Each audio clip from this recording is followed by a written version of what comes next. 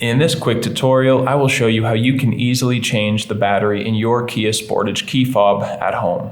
This device was used on Sportages from 2020 and 2013, and it takes one CR2032 coin battery.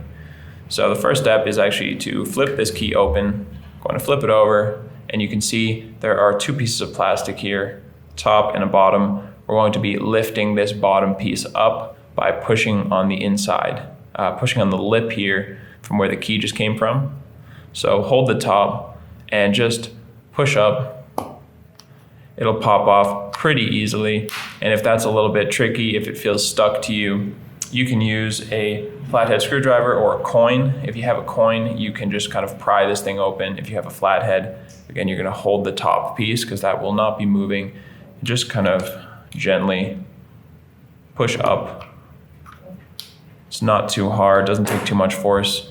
Now we have the battery here. We're going to use a flathead screwdriver or a similar instrument just to push into this area between the battery and this wall of plastic. So if you watch, I'm going in and you get under the battery and just gently pry it and it will pop out with ease. Now get rid of your old battery, take a new CR2032 battery and make sure this positive side goes face up, just like this. And you're going to slide it first under these pieces of plastic, and then you just click the bottom in, and it should sit in there nicely. And now all we need to do is click this piece of plastic back on there, and that is it.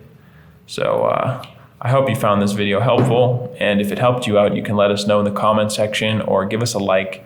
And if you ever need help changing a battery in any of your key fobs, no matter what make or model you have, you can check out the rest of our videos here on YouTube or visit us at fobbattery.com.